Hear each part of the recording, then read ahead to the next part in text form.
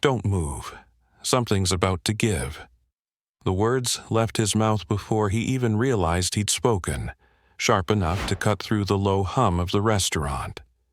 A faint groan rolled across the ceiling, a warning only someone trained to hear tension in metal would notice.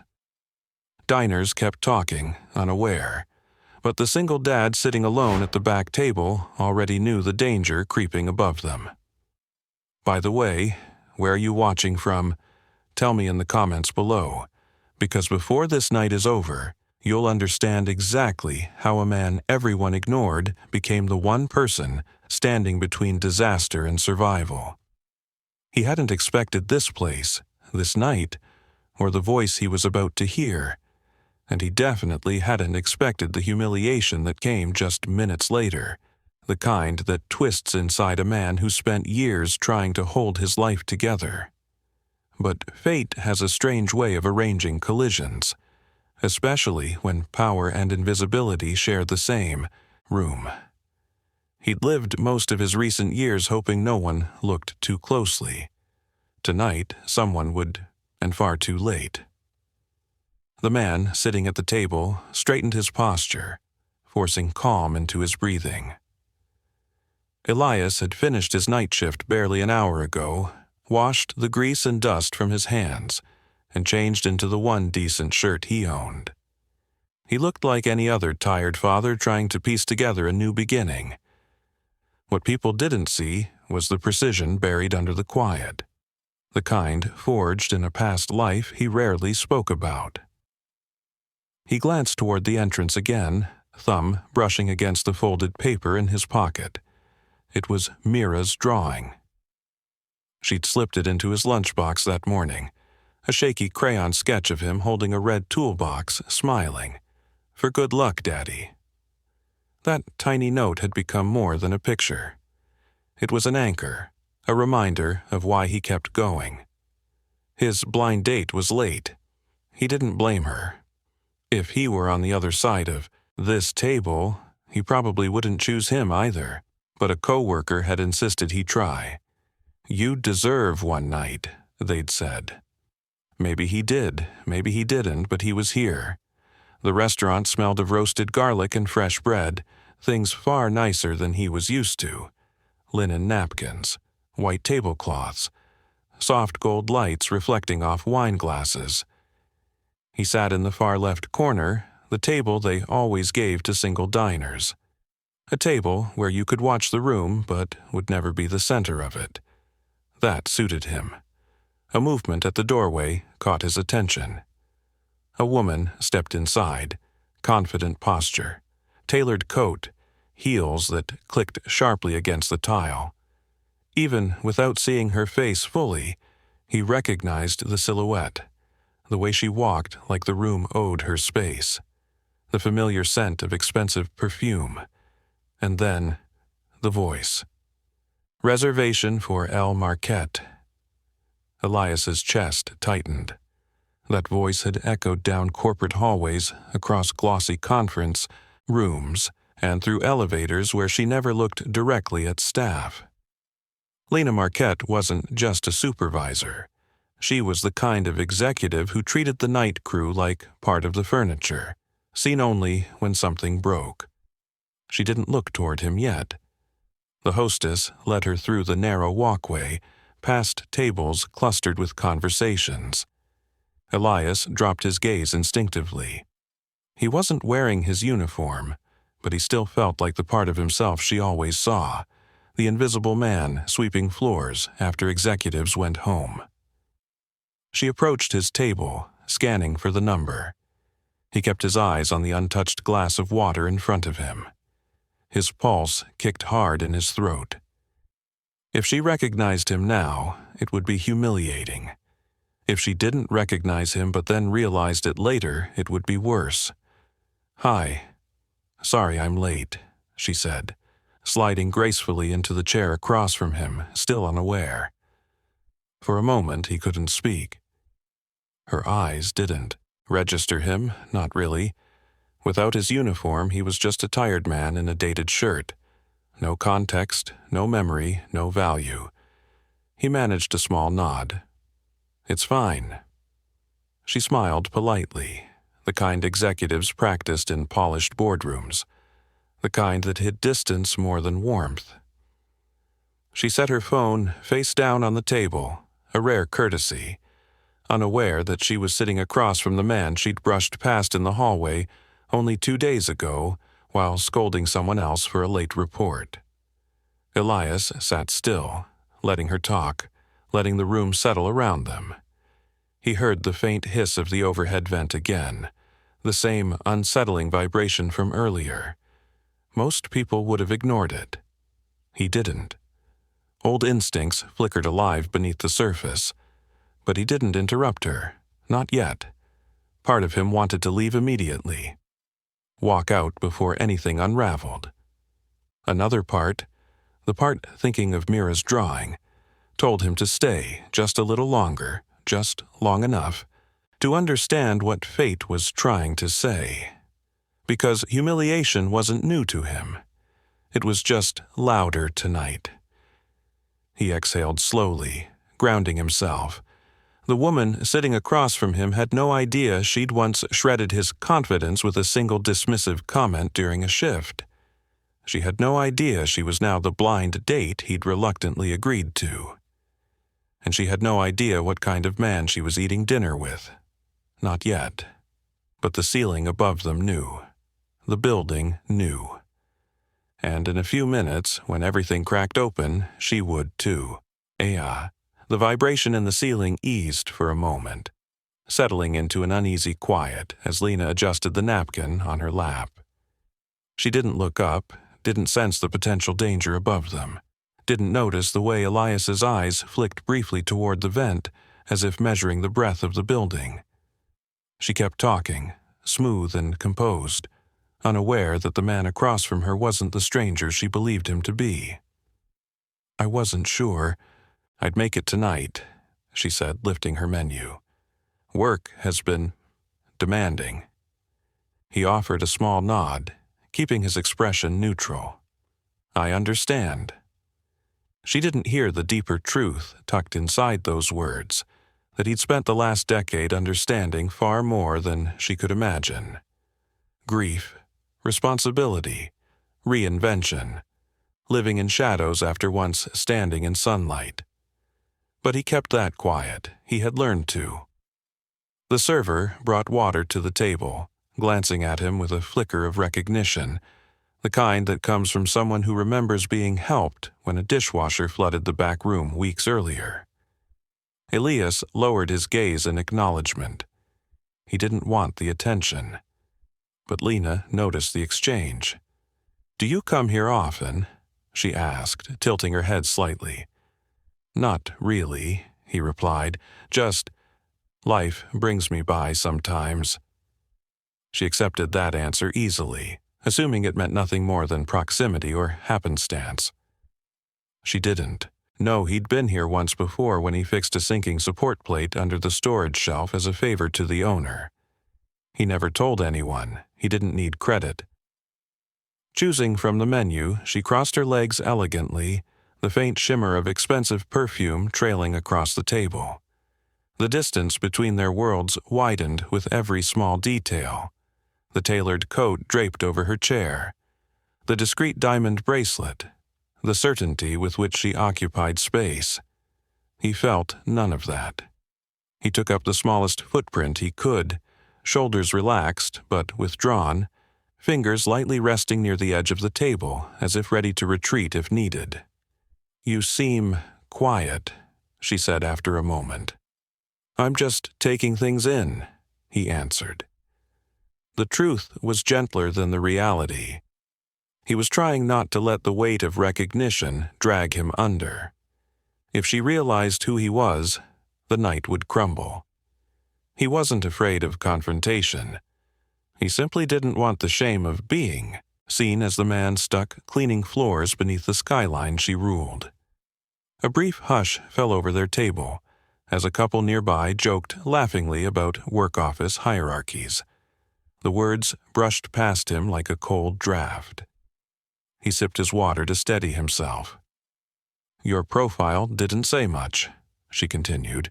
What do you do? There it was, the question he had dreaded since he agreed to this date. She looked at him with polite interest, not expecting anything extraordinary, simply categorizing him. I work in building maintenance, he said quietly. She nodded, not cruelly, but with that faint detached politeness of someone acknowledging a role they see every day, yet never truly see at all. That must be steady. Most days. The silence that followed wasn't uncomfortable, just honest. She didn't probe deeper, and he didn't offer more. The truth beneath his skill, his past, his former life as an engineer, none of it belonged to her yet. A faint hiss sounded, above them again. He felt it through the floor before he heard it. A subtle shift in weight distribution that made something in the structure whisper danger.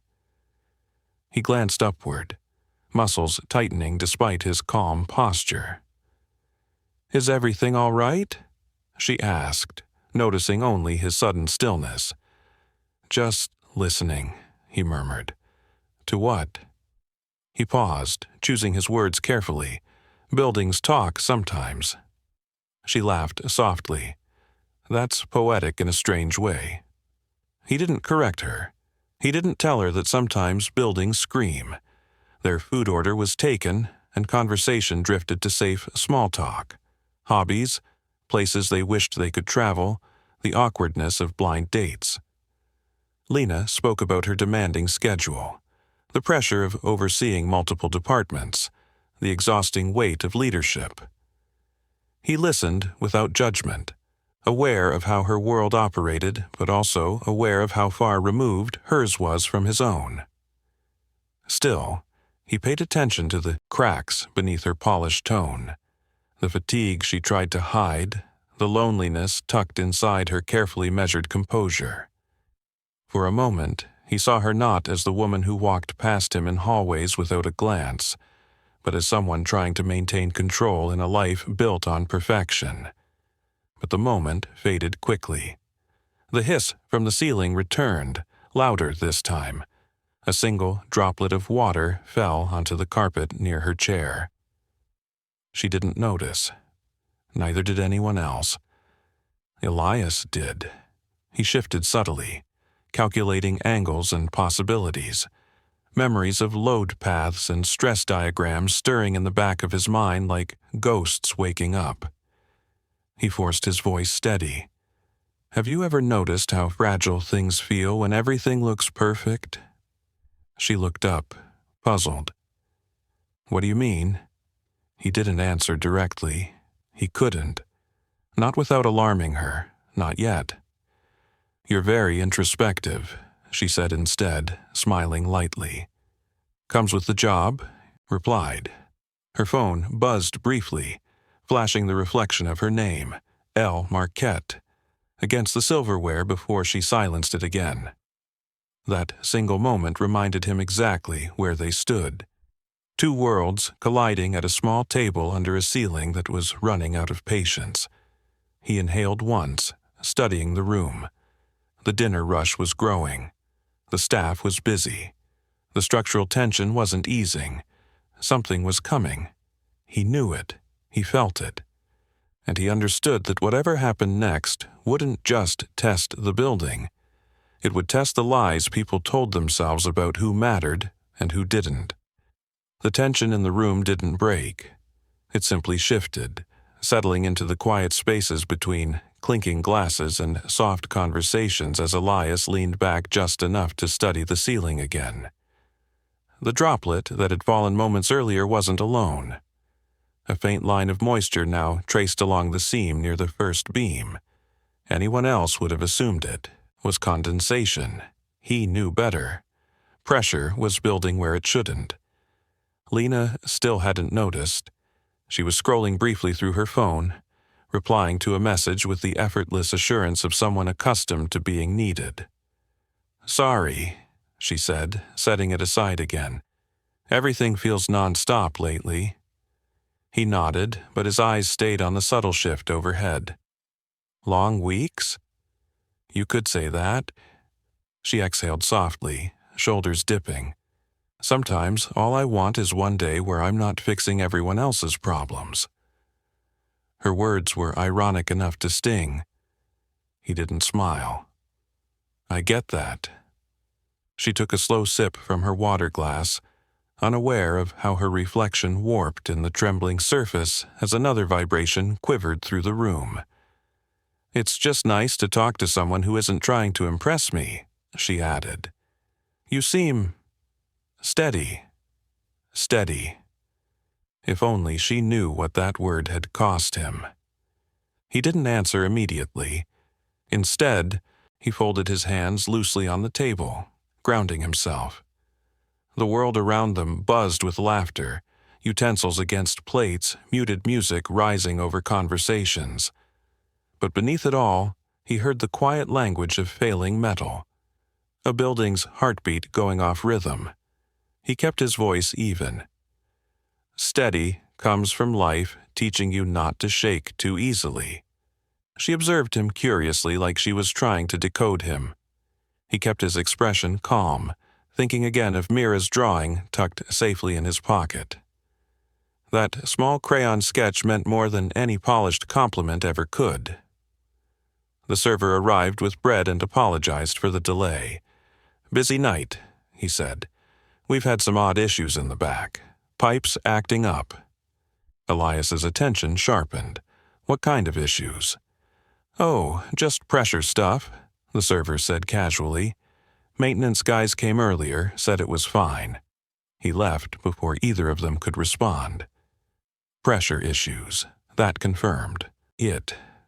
Something upstream was failing.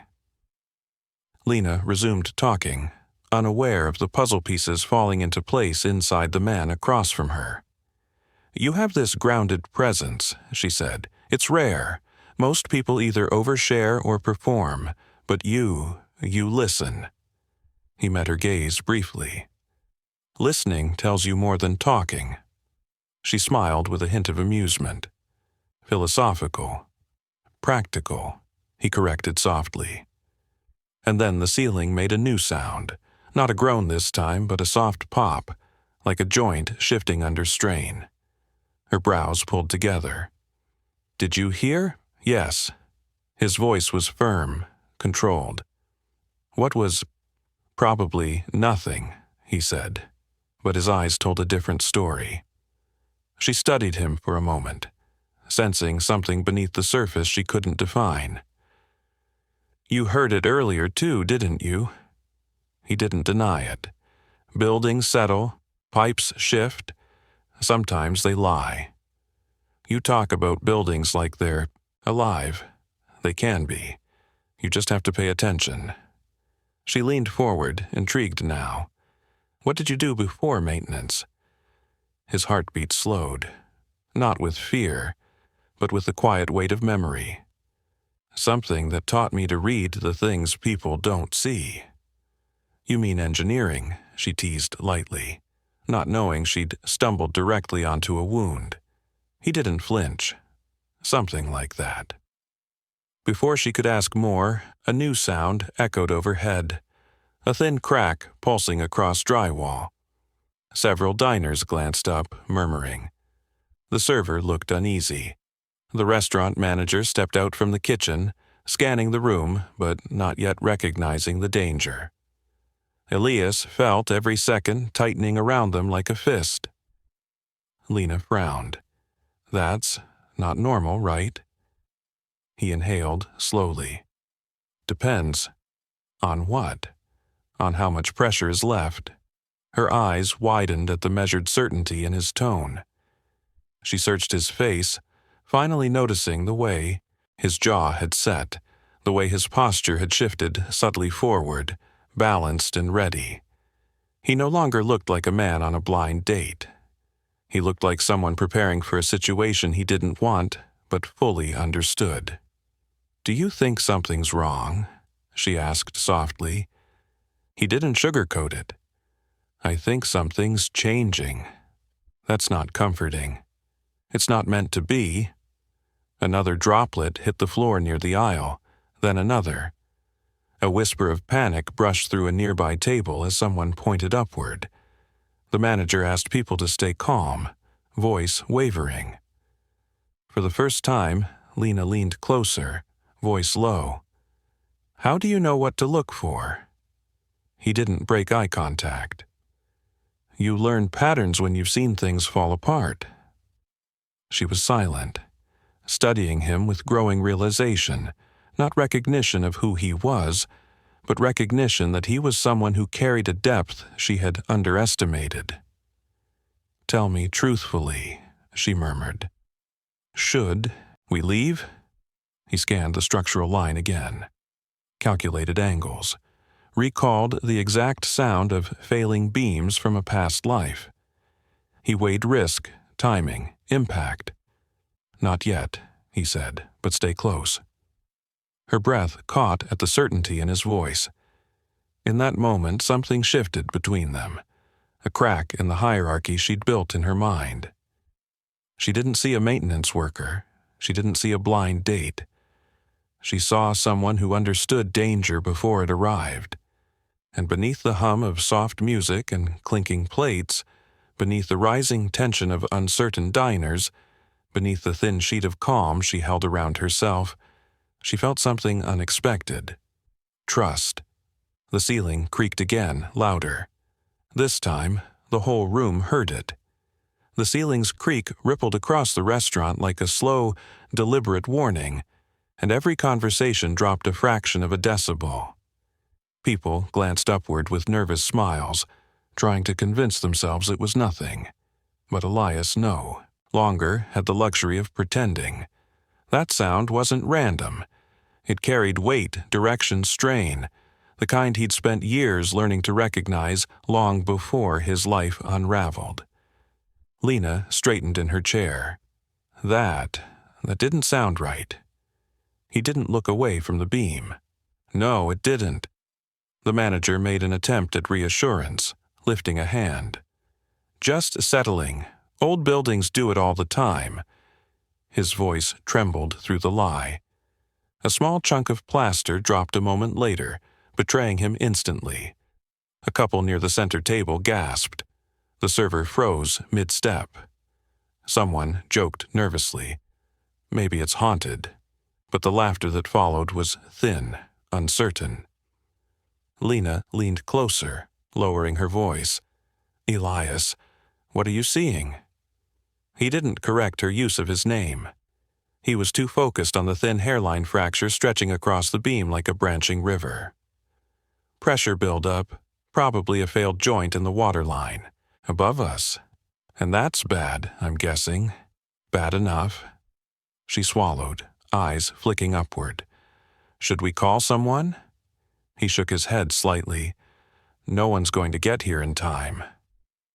That sentence landed harder than he intended. Another vibration trembled through the floor. Subtle, but unmistakable. He felt it through his shoes, through the legs of the table, through the air itself. The pressure wasn't just rising, it was pushing, squeezing, hunting for release. "Is it dangerous?" she whispered. "It can be," he said. "Depends how fast it's spreading." The room shifted again, an invisible weight settling above them. Elias rose quietly from his chair, staying calm so he wouldn't ignite panic. "Stay here for a second." Lena stood too. "Wait, where are you going?" He tilted his head toward the front. "Just checking something."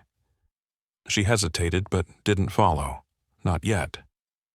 Elias stepped through the dining area, weaving between tables with practiced awareness.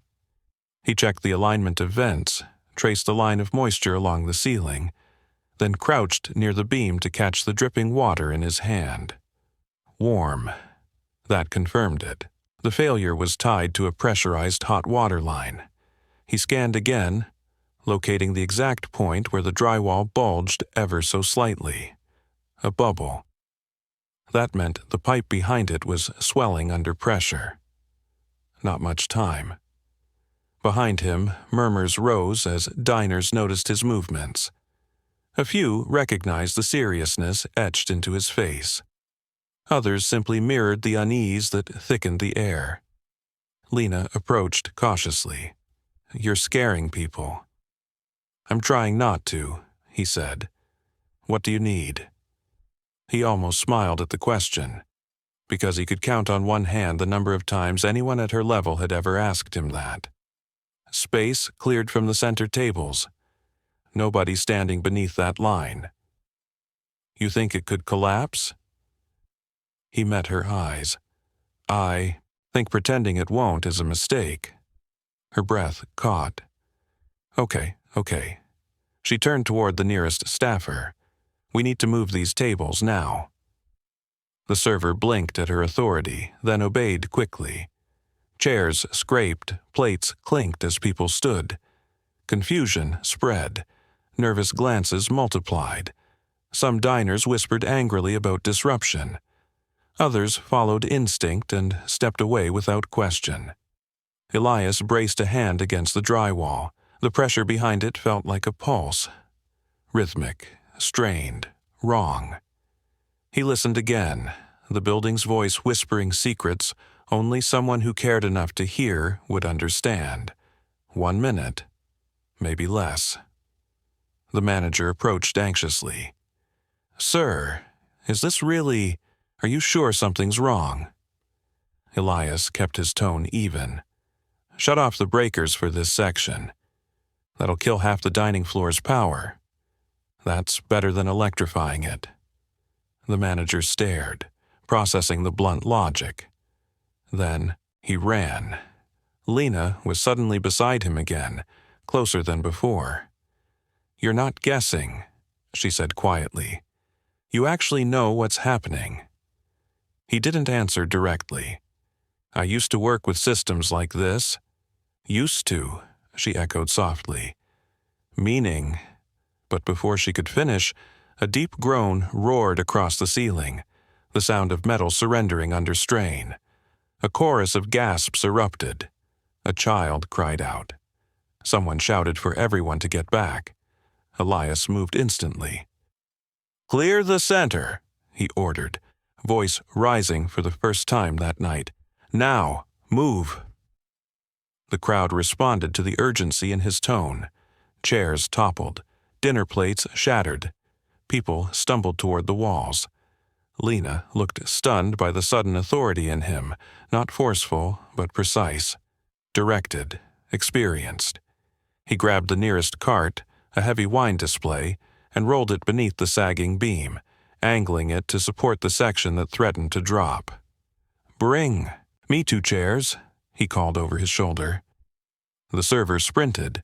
Elias wedged the chairs under the beam, adding another point of resistance, redistributing the load by sheer muscle memory. Not perfect, but enough to buy time. "Is it going to fall?" Lena asked, voice tight. "Not if I can help it." Then came the second pop, louder, sharper, and a spray of hot water burst through the drywall, cascading down like a punctured artery. People screamed. Elias shielded his face, stepped toward the spray and yelled, "Kill the power!" The manager's shout came from the breaker room. "Done!" Lights flickered. Half the restaurant darkened. The danger of electrical short stopped in the same breath the building exhaled in defeat. Lena's voice trembled. "How did you know all of this?" He turned just enough to meet her eyes, water streaking down his face. "I used to build what people only notice when it breaks." And in that single moment, watching him fight the building itself to keep strangers safe, something inside her cracked wider than the ceiling ever could.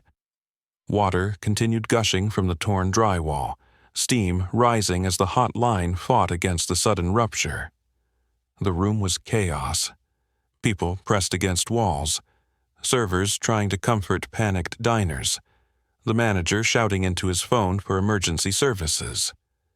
But amid all of it, Elias remained in the center of the storm, bracing the sagging beam with one shoulder, while adjusting the angle of the wine cart to bear more load.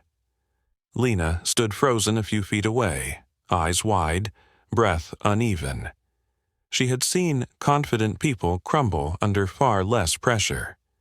Yet the man she'd dismissed a dozen times in a dozen hallways stood here now with unwavering calm, directing the situation as if it were routine. "What do you need?" she asked again, voice steadier this time. Elias didn't hesitate. "Something to reinforce this brace, anything solid, metal, wood, even stacked trays." She turned immediately, grabbing 2 thick serving trays from a nearby station and handing them to him. He wedged them under the beam, shielding his hands from the splintering drywall. The angle shifted just enough to keep the structure from dropping another inch. Another burst of water sprayed outward, scattering across the floor. Diners shrieked and scrambled back. The restaurant lights flickered again, but held. Power in the front sections was still active. Too active. "Manager!" Elias shouted. "You need the primary breaker, not just the subfloor." "I'm calling the owner. There's no time." Elias cut in sharply. "Power off now." Something in his voice silenced a hesitation. The manager bolted toward the back again, shoes slipping on wet tiles. Lena approached, careful of the cascading water. "What can I do?" He glanced at her briefly. The question was genuine, not performative. That alone shifted something inside him. "Move everyone away from that. Support column," he said. "If it gives, they'll get hit first." She nodded with determination he hadn't seen in her before. "Everyone, move to the front lobby, stay close to the entrance." Her voice carried authority, and the crowd obeyed quickly, grateful for any direction. Another gush of water sprayed outward, pressure dropping slightly. A good sign, but also a dangerous one. Elias knew that meant the line behind the wall was tearing wider, the weakened material losing integrity. He braced both hands against the beam again, using his weight to stabilize the worst section. Lena reappeared at his side, her hair damp, her breaths shallow but controlled. "They're clear," she said. "Good," he answered. Her eyes flicked over him, soaked shirt, water dripping from his sleeves, hands steady as stone. "Elias, how do you know all this?" He didn't look at her. He couldn't yet. Later. She swallowed, stepping just a little closer as if proximity, alone, could anchor her. "Then let me help until later comes." The words surprised him. But he didn't argue. A fire alarm blared suddenly, shrill, piercing, bouncing off marble walls like a warning in a mechanical language. Red lights flashed overhead. The restaurant's emergency doors began closing to contain water flow. The sprinklers near the center activated, adding cold streams to the boiling spray. It was a mess. A dangerous, unpredictable mess. But Elias stayed exactly where he needed to be. Emergency responders burst through the entrance, 2 firefighters sweeping their flashlights through the dimming space. "Everyone clear of the hazard zone?" one called out. Lena gestured toward them. "Yes, except him." The lead firefighter's gaze followed her finger. He blinked in disbelief. "Sir, step away from the support." "If I do," Elias said evenly, "that thing's coming down."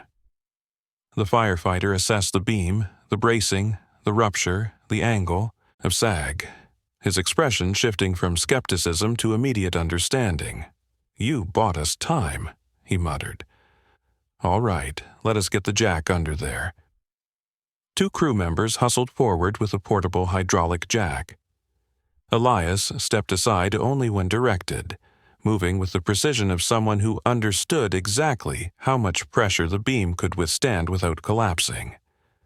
The firefighters secured the jack, cranked it upward, and stabilized the structure in seconds. Only then did Elias finally exhale. The lead responder turned to him. "You know your way around load failures." "Worked with them," Elias answered. "Not lately, I'm guessing," the firefighter said. eyeing the soaked restaurant clothes and worn shoes. "No," Elias said quietly. "Not lately." As the responders worked, Lena stood beside him, silent, shaken, processing the impossibility of what she'd witnessed. The man she barely acknowledged at work had just held a collapsing structure long enough to prevent disaster. When the immediate danger passed and the firefighters moved to shut off the damaged line, she finally spoke. "You saved people tonight." He didn't respond. "You didn't just react," she continued softly. "You knew exactly what you were doing." He wiped his hands against his soaked shirt. "I did what needed to be done. That's not an answer." He finally met her eyes. "It's the only one that matters right now." Their gaze held, not hostile, not warm, but with a new charge neither could ignore. The firefighters approached again. "Sir, we'll need statements from you both about what you saw. And from your staff," the lead responder pointed at the manager. "We need your building maintenance records for the last 6 months." The manager nodded nervously and disappeared into the back office again. Lena folded her arms.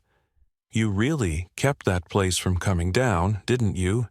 "It wouldn't have collapsed," he said. "Not fully, but it would have hurt someone." "And you stopped it." He looked toward the crowd, toward the shaken child hugging her mother, toward the servers staring in awe, toward the people whose safety he'd protected without hesitation. "I tried," he said. Lena followed his gaze, and in that moment, surrounded by chaos, water, alarms, and flashing lights, the power dynamic between them shifted. Quietly, irrevocably. She had walked in tonight believing she held the higher seat. Now she knew better. The last echo of the alarm faded into a dull, pulsing hum. Firefighters continued assessing the damage, their radios crackling with clipped instructions. But the immediate danger had settled. People clustered near the entrance, murmuring in low, shaken voices. Some stared openly at Elias, trying to make sense of how the man who looked like any other quiet worker had stepped into chaos with the certainty of someone trained for crisis. Lena wasn't staring. She was watching. A different thing entirely. Her arms were still folded, but the posture wasn't defensive anymore. It was the stance of someone reevaluating everything they thought they knew. "You didn't just try," she said finally, her voice low but steady. "You prevented something terrible." Elias didn't indulge the praise. He never had. "The firefighters have it now." "That's not what I meant," she said. He let the silence sit between them for a moment. The truth was, he didn't know what to do with the attention gathering around him. The room's eyes made him feel exposed, the same way he felt years ago when the world he'd built cracked apart, leaving him to rebuild a life that didn't look like the one he'd planned. A firefighter approached them again, clipboard in hand. "Sir, can you walk me through how you recognize the failure?" "Step by step." Elias nodded. The vibration in the vents changed around 10 minutes. "Go." I heard the pressure growing. The drywall bulged. That was the first sign. The temperature of the water was too high for a normal leak, so I knew the line itself was compromised. The firefighter whistled softly. "That's good observation. Most people wouldn't notice until the whole ceiling dropped." Lena's gaze sharpened. He heard it before anyone else. Elias almost corrected her, almost, but the firefighter spoke first. "You saved us time we didn't have. People could have been injured. You minimized the danger before it escalated." He nodded politely, doing his best to fade into the background again, but fading wasn't an option tonight. The manager approached nervously with a pile of maintenance logs. Here are the records." His hands shook as he handed them over. The lead firefighter flipped through them, frowning. You had warnings about pressure fluctuations 2 weeks ago." The manager swallowed. It was marked non-urgent in the system. "Shouldn't have been," the firefighter muttered. Lena turned slowly toward the manager. Her tone was sharp, controlled, unmistakably authoritative. "Who signed off on that classification?" I don't know, ma'am. It came through the chain as low priority." "That chain runs through multiple levels of oversight," she said. "Levels I'm responsible for." The manager paled, realizing his deflection wouldn't land. Elias watched quietly, noting the subtle shift happening within her. Not fragility, but accountability. The firefighter stepped away to call his team. The moment he did, Lena moved closer to Elias, lowering her voice. "You knew exactly what to do, without hesitation. It's what anyone would have done," he said. She stared at him, something raw in her expression. "No, not anyone." He didn't respond, not because he wanted to hide, but because every time someone tried to pull the past out of him, it scraped against old wounds he'd never fully closed. Being an engineer used to define him. After the accident that took his wife, it defined only the life he lost. Lena read something in his silence, something she didn't understand yet, but recognized as pain.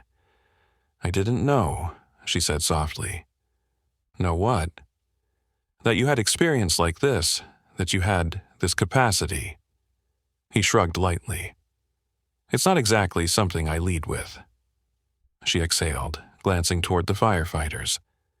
"People follow you when you speak. I could feel it. They trusted you." "They trusted the instructions," he corrected. Big difference. But the way she looked at him said she didn't believe that. A small child from the crowd tugged her mother's sleeve and pointed toward him. "He kept the roof up so it didn't fall," she whispered. "Like a superhero."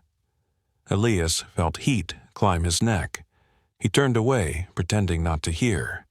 But Lena heard every word, and it shook her more than the ceiling ever could. The emergency doors reopened as the fire crew cleared the main hazard zone. The manager called out, "Everyone can exit through the front lobby now. Please watch your step." People began filing out. Some paused near Elias, offering small nods or murmured thanks. Polite, genuine, unfamiliar. Lena stayed at his side. "You should give your statement and head home after," she said, her voice gentler. "You've been through enough." He almost smiled. "You say that like this is the first long night I've had." She hesitated, then asked quietly, "Is it always like this for you?" He considered the question. "Long, yes, heavy, some days more than others." "And today?" He looked at the puddles on the floor, at the torn drywall, at the jagged line of the burst pipe, and then at the people walking out unharmed. "Today could have been worse," he said. She studied him again, as if every second in his presence revealed another layer she hadn't seen. "You really don't want credit for this, do you?" "It's not about credit." "Then what is it about?" He didn't answer immediately, his gaze softened, distant. "Doing the right thing when it counts." Lena drew in a slow breath. "I misjudged you." "That's not important." "It is," she insisted. "It really is." Before he could respond, another firefighter called his name. "Sir, we need you to confirm the sequence of events." Elias stepped away, leaving Lena standing there with the weight of realization settling over her like a second invisible collapse. For the first time since she'd arrived, she wasn't thinking about status or control or reputation. She was thinking about him, and this was only the beginning of her understanding. Elias stepped toward the firefighter calling his name, leaving Lena standing alone in the washed-out glow of the emergency lights. She watched him cross the wet tile floor with steady steps, shoulders squared even though his shirt clung to him with cold water and the weight of exhaustion. Something about the way he moved, composed, unshaken, made her chest tighten with a feeling she couldn't immediately name. Admiration, maybe, or shame, or both. The firefighter met him halfway. "We need you to walk us through what you saw, in order," he said, pen poised above his clipboard. Elias nodded and began recounting the timeline with calm precision. He mentioned the initial vibration, the change in frequency, the bulging drywall, the increasing temperature of the water droplets. His voice remained steady, unembellished, factual. He spoke like someone who'd done this 100 times before. The firefighter wrote quickly, glancing up at him several times with respect. "This is remarkably accurate, sir." "It's what happened," Elias said simply. Behind them, cleaners placed yellow cones and squeegeed water into drains. A second fire crew was shutting off valves from a service hatch near the kitchen. The building seemed to exhale as the last of the pressure escaped into controlled containment. Meanwhile, Lena stayed rooted where she was, watching him with a complicated expression. She'd never realized how much she'd underestimated him, how much she hadn't bothered to see. All those nights walking past him at work, every curt nod, every rushed instruction, every time she assumed he was just another face that belonged to maintenance. She felt the weight of it settling uncomfortably under her ribs. The firefighter finished writing. "One more question," he said. "How did you know exactly where to brace the load so quickly?" Elias hesitated, just for a second. "Experience," he replied. "Civil or mechanical." "Structural," he admitted quietly. The firefighter's brows lifted.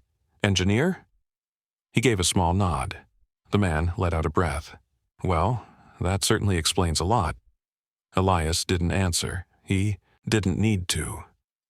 The truth hung between them like a bridge rebuilt. When the firefighter stepped away, Elias finally turned back toward Lena. She was watching him the way someone watches a truth that forces them to reconsider their own reflection. Their eyes met, and she approached him with slower steps this time, as though unsure how to stand in front of him. "You were an engineer," she said, voice soft.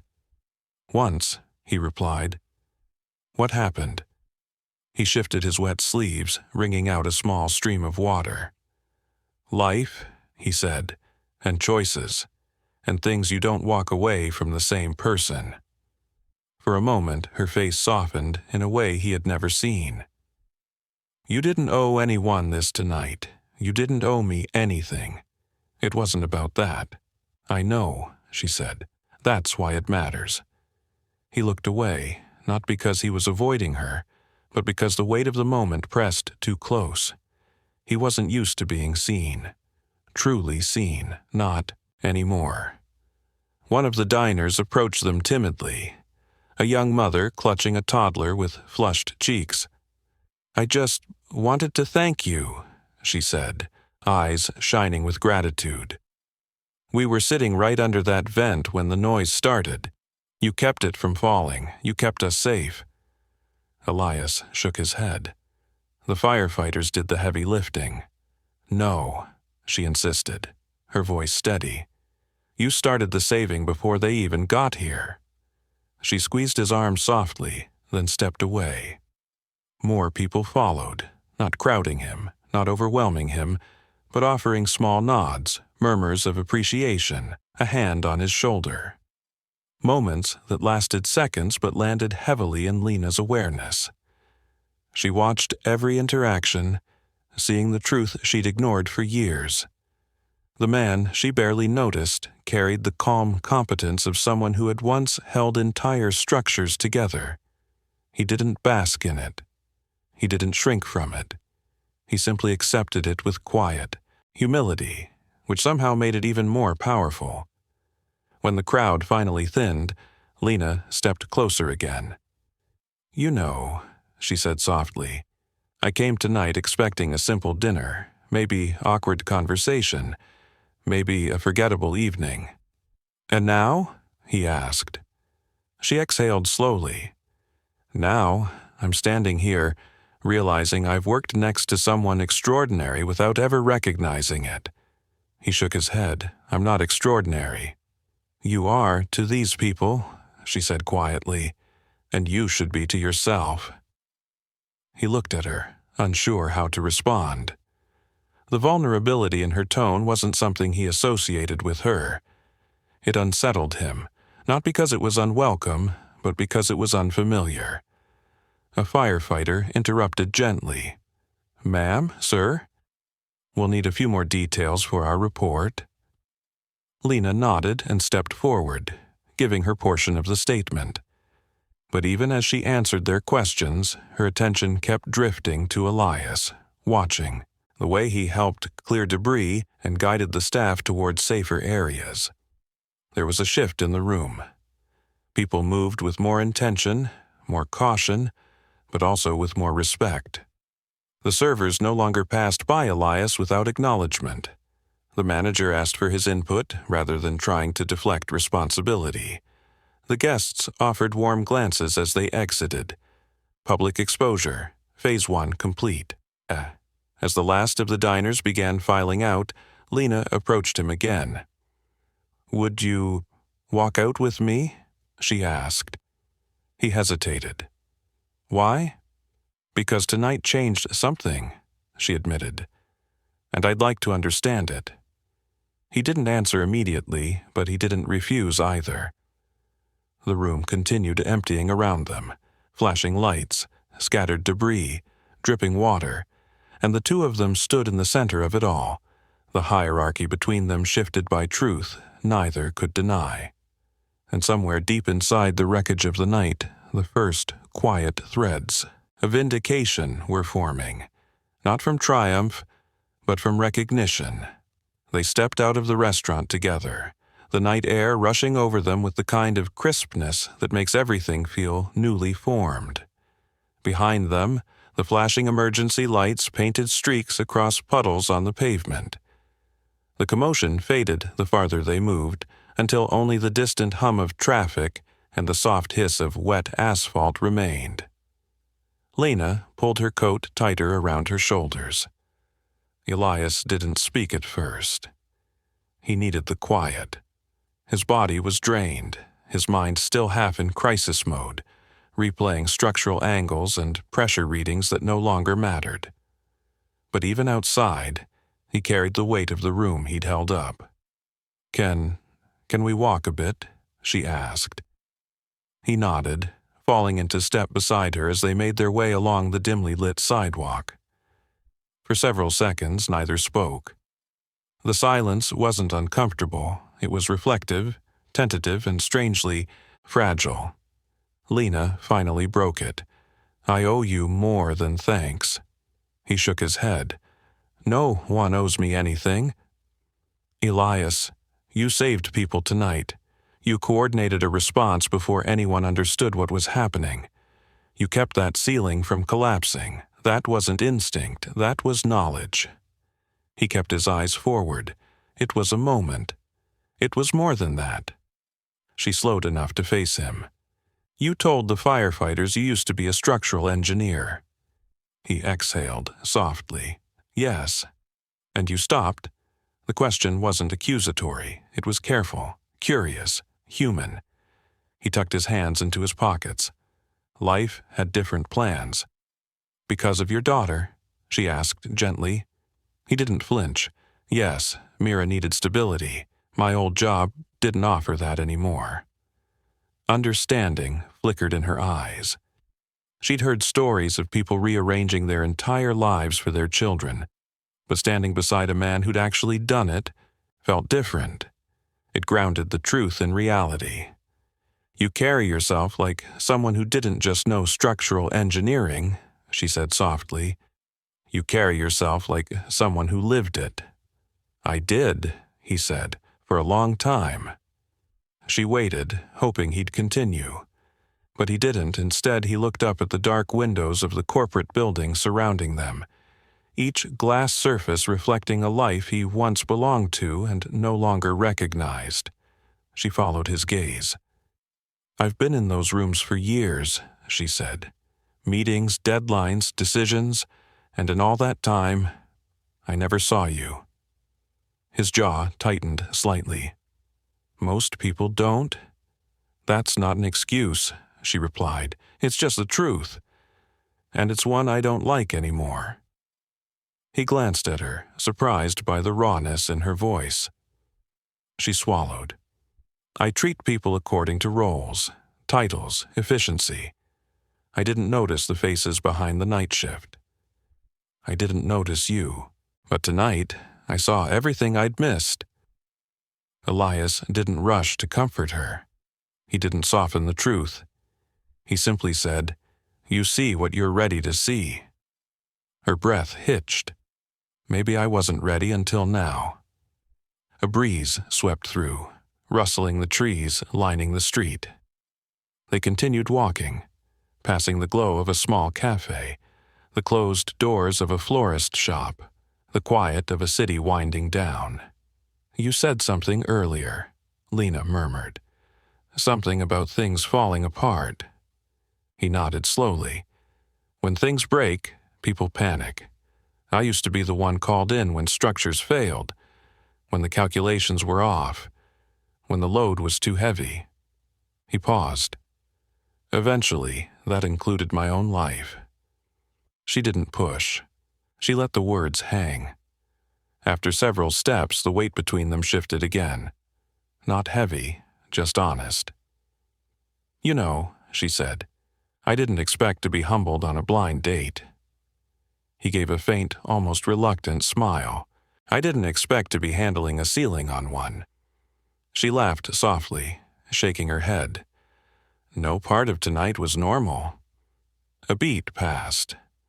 "And yet," she added, "it feels like something needed to break before I could see clearly." He didn't respond, but he didn't need to. The truth was already settling quietly in both of them. They reached the corner of the block. Streetlights cast long shadows across the sidewalk, stretching the space between them into something softer than tension but still unfinished. Lena turned toward him. "I know this isn't the place or time, but I want to understand more. About who you are, about what happened, about everything I missed." He held her gaze, steady and unreadable. "Understanding doesn't always come easy." "Nothing worth understanding ever does," she said.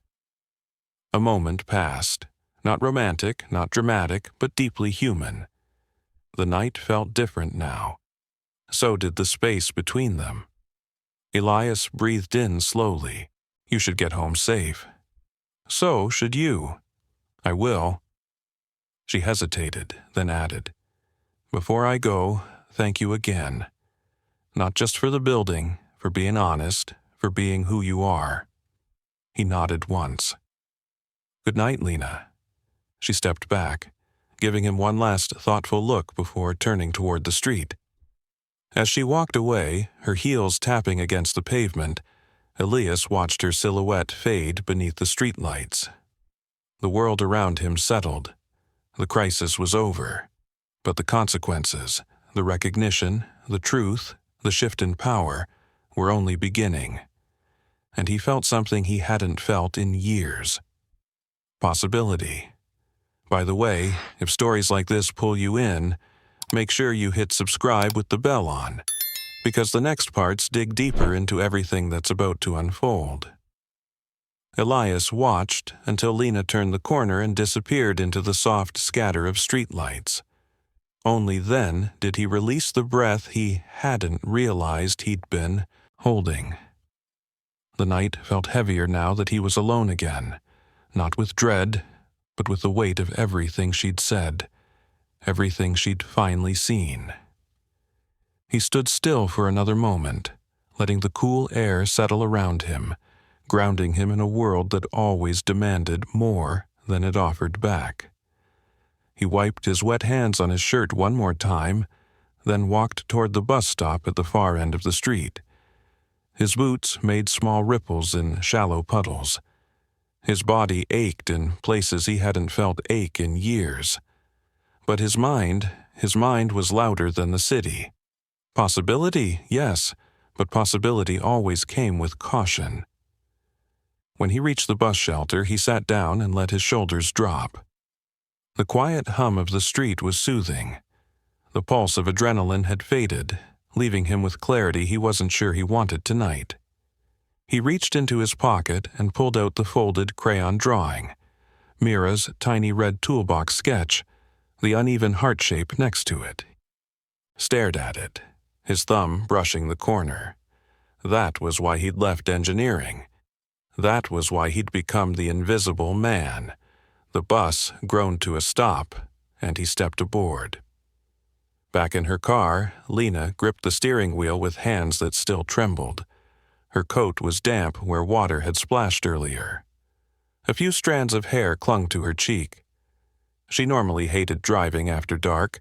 Too much quiet, too much time to think. But tonight was different. Tonight, her mind wouldn't stop racing. She'd seen him in hallways for years, walked past him, issued quick instructions, expected things without learning the name of the person fulfilling them. And now that same man had quietly saved an entire dining room. He had held up a collapsing ceiling with his bare hands. He had directed a crisis more effectively than trained staff. He had spoken with the calm and certainty of someone who had built the world she took for granted. How had she missed all of that? The question lodged in her chest. At the next red light, she closed her eyes briefly. "I misjudged him," she said aloud, the words tasting foreign. Completely. It wasn't guilt, not entirely. It was more like recognition. A sharp, humbling recognition that she hadn't been the leader she believed herself to be, and she hated how true that felt. She arrived home, but stayed in the driver's seat, thinking of the look in his eyes when he'd said, "You see what you're ready to see." That line burrowed under her skin. She wasn't ready then, she was now. She finally went inside, but the night didn't let her sleep. Across town, Elias quietly unlocked the door to his small apartment. The lights were dim. A soft glow from a nightlight spilled down the hallway. Mira's bedroom door was cracked open just the way she liked it. He peeked in. She was asleep, hugging her stuffed fox, blankets tangled around her legs. Something inside him unclenched at the sight. He changed out of his damp clothes and washed his hands again, the hot water stinging his scraped knuckles. Then he sat at the small kitchen table, resting his head in his hands. The apartment was quiet except for the low hum of the refrigerator. He replayed the entire night, the vibration, the burst pipe, the panic, the way the beam shifted under his palms. But more than that, he replayed Lena's face when she finally saw him, really saw him, for the first time. He didn't know what that meant yet. Didn't know if he wanted it to mean anything. He just knew the ground beneath his life had shifted slightly, not dangerously, but undeniably. The next morning, Lena arrived at work early for the first time in months. She sat in her office staring at the glass walls that overlooked the lobby. Her staff trickled in slowly, unaware of the storm brewing behind her composed expression. She opened the maintenance reports, then she opened the HR roster, then the employee files, and when she finally found the one she was looking for, she sat back in her chair, breath catching at the small details that suddenly meant everything. Former structural engineer, specialized in load analysis, emergency response certifications, commendations buried years back. A career cut short. A man who'd step down rather than fail his daughter. She read every line twice. Across the building, Elias rolled his cleaning cart through the corridors, same as every morning. Except today was different. The staff greeted him. People offered him coffee. Two employees who never spoke to him nodded with quiet respect. He didn't know what to make of it. Halfway down the hall, Lena approached him. He froze. She stopped a few feet away, hands clasped in front of her, posture grounded, expression unguarded. "Can we talk?" He blinked, thrown by the softness in her tone. "Here?" he asked. "Anywhere you'd prefer," she said gently. He studied her for a beat, the woman who once walked past him without looking, now standing in front of him with the kind of openness that felt almost unreal. "I'm listening," he said. She exhaled, gathering words she hadn't spoken in years. "I'm sorry." He stiffened slightly. "For not seeing you," she continued. "For not knowing the value you carried, for not asking who you were behind the uniform." He didn't say anything, but something in his shoulders eased. She stepped closer. "You changed the way I see this place, and myself." He didn't trust his voice yet, so he nodded. "And," she added, "I'm going to make it right, publicly." He inhaled slowly, knowing exactly what that meant for him. Attention he didn't want, respect he'd earned, and a shift in the company that could ripple far beyond him. The victory strategy had begun unfolding long before he realized it. Public exposure, poetic justice, recognition in the place he'd been invisible. All starting now. Elias didn't answer right away. Lena's words still hung in the air between them. Soft but weighted, fragile but honest. Apologies weren't something he expected from people in power. Respect even less. And yet here she was, standing in a quiet hallway of Marquette Tower, speaking to him not as a superior, but as someone who finally realized what she'd overlooked. He steadied his grip on the cart handle. "You don't owe me anything," he said quietly. "I disagree," she replied, her voice firmer now, "and you're going to see why." "Today?" He blinked, unsure what that meant. Lena," she shook her head. "Please, just trust me for a moment." Trust. It had been a long time since he'd trusted anyone inside this building. Still, something in the sincerity of her expression nudged him past hesitation. He nodded once. "Thank you," she said softly. "The staff meeting starts in 20 minutes. Be there." Before he could protest, she turned and walked briskly toward the elevators, heels clicking in a rhythm that matched the urgency in her posture. Elias stood still a moment longer, feeling the shift ripple through him. Public exposure, the victory strategy, was unfolding faster than he could prepare for. And he wasn't sure if he was ready for all the eyes that were about to land on him.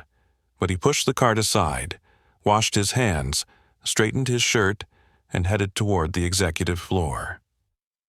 When he entered the large conference room, the atmosphere was already humming. Staff members filled the seats, some whispering about last night's incident, others simply following routine. A few looked up as he walked in, not with their usual polite dismissal, but with a recognition that made him feel strangely seen. He took the seat at the far back corner, the one no one ever used. Lena stepped onto the small stage at the front, her expression composed but charged with intention. She waited until the room quieted. "Good morning," she began, voice carrying the steady authority of someone used to being heard, but today it carried something else. Weight, purpose.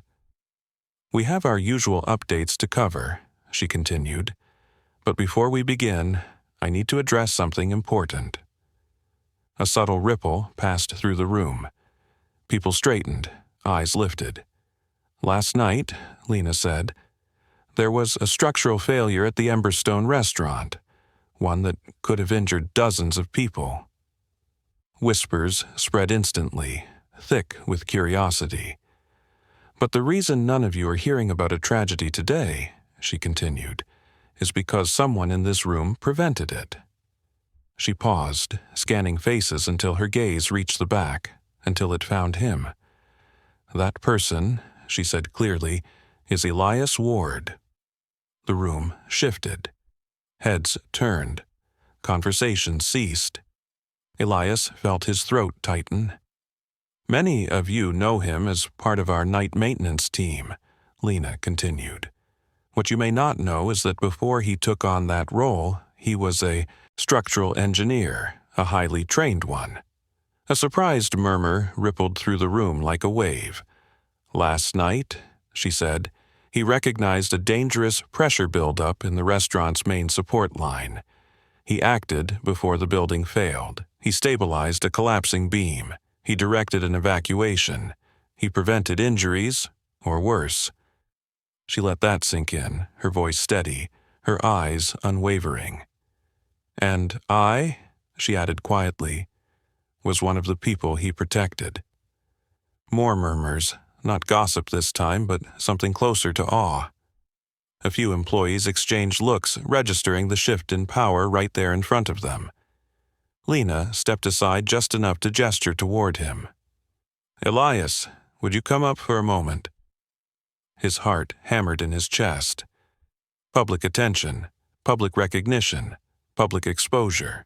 The very thing the victory strategy required, but something he had never asked for. Still, he stood. He walked down the aisle slowly, each step echoing off polished floors.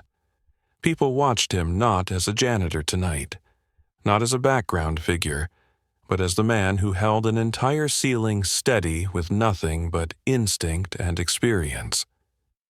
When he reached the front, Lena's expression held nothing but respect. I misjudged you, she said in a low tone only he could hear. But I won't make that mistake again. He didn't know how to respond, so he simply nodded. She turned back to the room. I want every department to know this. Value isn't determined by title or uniform. It's determined by character, skill, and integrity, and Elias demonstrated all three when it mattered most. For a moment, silence stretched across the room, then the first clap sounded, and another, until the whole room was applauding him. He stood still, overwhelmed, unsure what to do with the recognition pressing in from every direction. He wasn't used to this, but he didn't shrink from it either. When the applause faded, Lena spoke. Again, we will be working closely with our facilities team to ensure this never happens again. And Elias, she added, will be part of those decisions moving forward.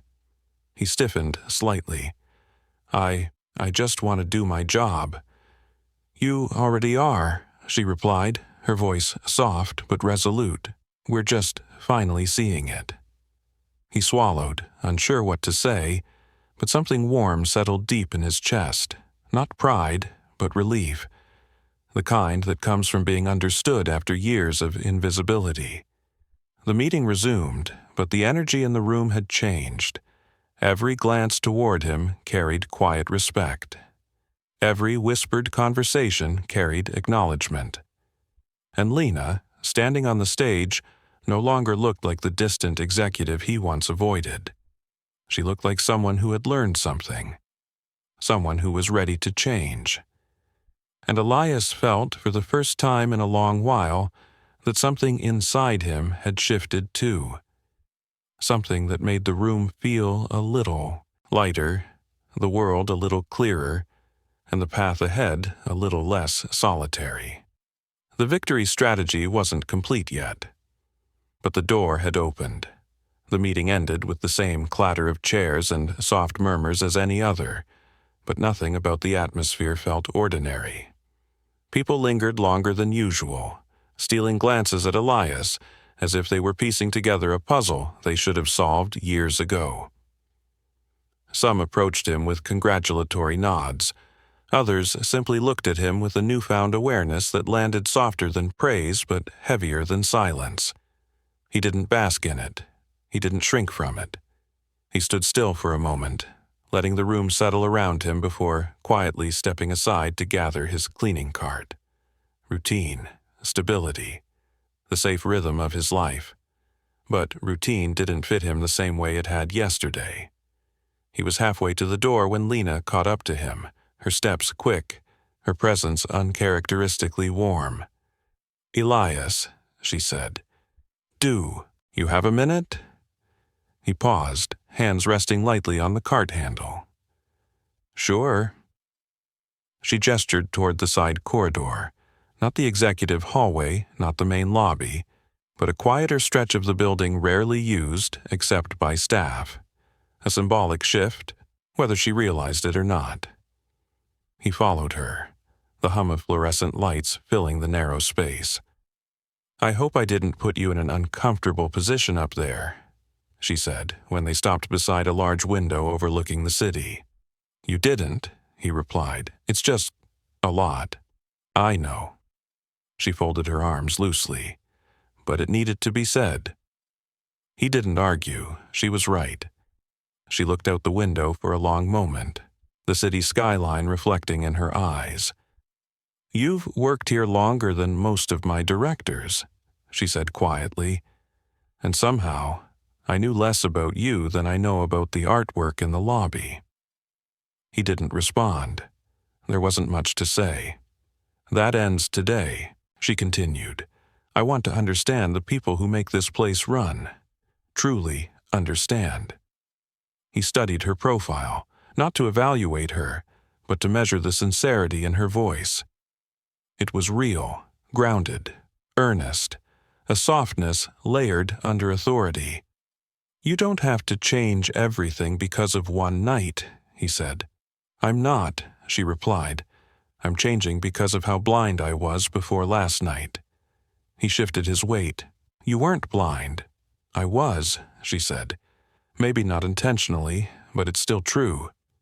Their eyes met then, steady, unguarded. "Elias," she said gently, "will you tell me what really happened? Not the engineering part, the life part."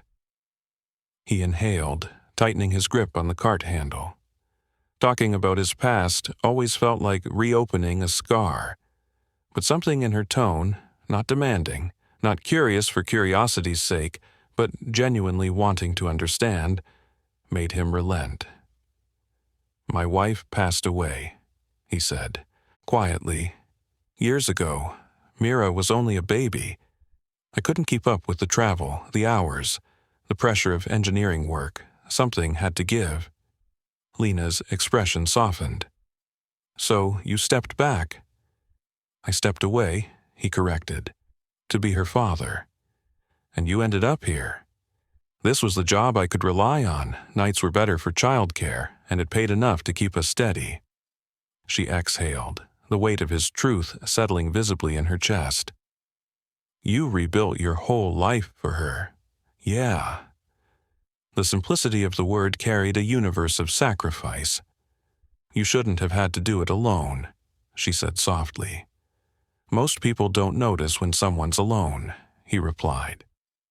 "It's easier not to." Her throat tightened. That hit closer than she expected. He turned back toward his cart. "I should get back to work." She stepped in front of him. "Elias, wait." He paused. "You don't have to hide anymore," she said. "Not your skill, not your history, not your worth." He blinked, caught off guard. "I don't want you fading into the background of this place anymore," she continued. "You've carried more strength than any person I've supervised, and the company needs someone like you, not just to clean floors, but to guide decisions." He frowned slightly. "Lena, I'm not offering charity," she cut in. "I'm acknowledging capability, leadership, expertise." He studied her carefully. "And what are you suggesting?" "I want you in meetings where your knowledge matters," she said. "I want you advising on infrastructure, safety procedures, and structural planning. I'm rewriting protocol, and your voice needs to be in the room." He stared at her, stunned. "You're serious?" As serious as the beam you held up, she said with a small, wry smile. And before you say no, just think about Mira. What example does it set for her when her father takes up the space he deserves? The mention of his daughter struck him deeper than any praise could. I'm not asking for an answer today, she added. Just consider it. He didn't trust his voice enough to speak, so he gave a small nod. A real one.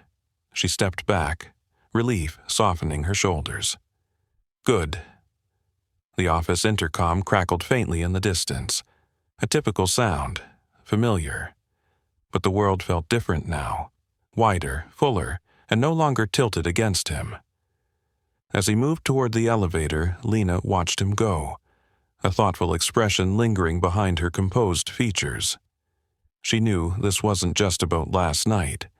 It was about every night before it. The invisible ones. The ones where he kept this place functioning without thanks, without acknowledgement. Public exposure had begun. Poetic justice had taken shape. But the emotional resolution, the humanity threading them closer, was forming too. Quietly, honestly, irrevocably. And as Elias stepped into the elevator, the door closing between them, he felt something he hadn't felt in years. He was stepping into a world that finally saw him. The elevator doors slid shut, and Elias stood in the quiet box of stainless steel, watching the numbers blink downward. His reflection stared back at him, tired, still damp at the cuffs, shirt clinging to dried water stains. But something in his eyes had changed, not pride, not triumph. Something steadier. A calm that came from being recognized for who he truly was, instead of the version people assumed.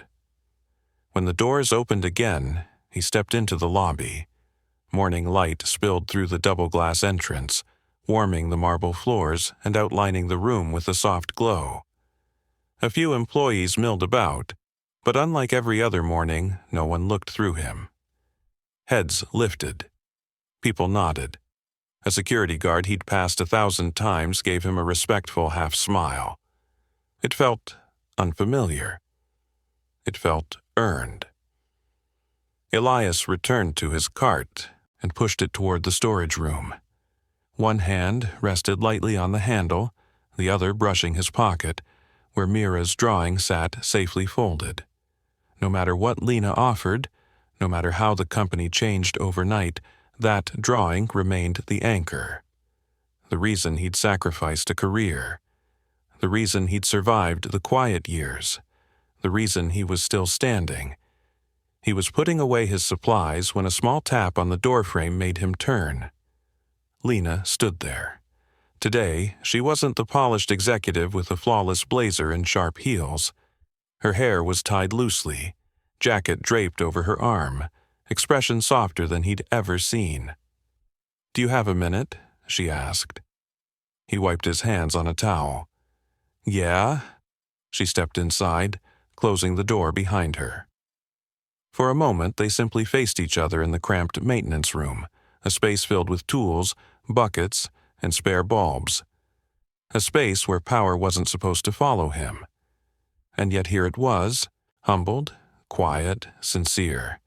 "I wanted to see how you're doing," she said. He shrugged lightly. "Processing. That's fair." She hesitated. "So am I." He didn't rush her. She took a slow breath and leaned gently against the wall. "I meant everything I said upstairs," she continued, "about wanting your voice in the room, about recognizing what you've done here. This isn't a gesture or a moment of gratitude that will fade after today." He nodded slowly. "I know. But there's more to it," she added, voice lowering. "Last night, I realized something." He waited. "I've spent years trying to lead people without ever stepping into their world," she said. "That includes you, especially you. And after watching what you did, after hearing what you gave up for Mira, I don't just respect you. I admire you." The words landed heavier than applause. He swallowed. "You're giving me too much credit," he murmured. "No," she said, firmly, stepping closer. "I'm giving you exactly the credit you deserve." He looked away, the memory of holding that beam still etched across his muscles. "I didn't do it for recognition." "I know you didn't," she said. "That's why it matters." Another quiet settled between them, not awkward, not heavy, just honest. "So, what happens now?" Elias finally asked. She straightened. "Now? I rewrite protocols and upgrade the infrastructure team with your recommendations. You help me make this building safer. You give input on decisions that directly affect staff. And, if you want, we take things one step at a time." One step at a time, he could handle that. "I'll think about the meetings," he said. "Good," she replied, visibly relieved. "But there's something else." He raised a brow. She smiled faintly. "The blind date." He blinked, caught off guard.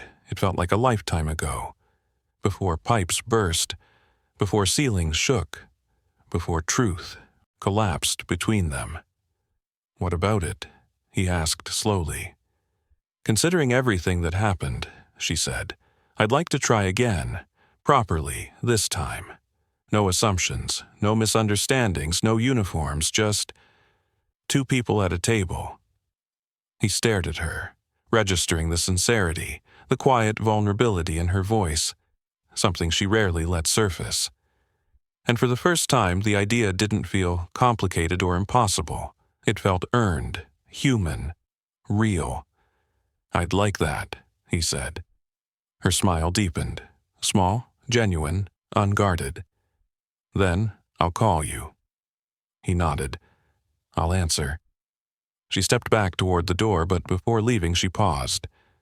"For what it's worth," she said softly, "last night didn't just change how I see you, it changed how I see myself." And with that, she slipped out, leaving him alone with the echo of words he never expected to hear.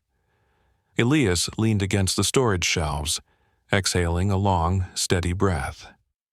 The building continued humming around him, doors opening, phones ringing, footsteps crossing tile, but the world inside him had shifted. Not because of applause, not because of the meeting, but because someone finally saw the man he'd always been. He reached into his pocket and opened Mira's drawing. The little heart next to the toolbox seemed brighter than he remembered. "Maybe things can change," he murmured. Maybe they already had. He folded the drawing carefully, tucked it close to his chest, and stepped back into the hallway. A man no longer unseen, no longer overlooked, and no longer shrinking from the life he once walked away from. Because now, the doors ahead weren't closing. They were opening. If this story made you feel something, hit like, subscribe, and turn on the bell so you never miss the next moment that turns an underdog into the person no one forgets again.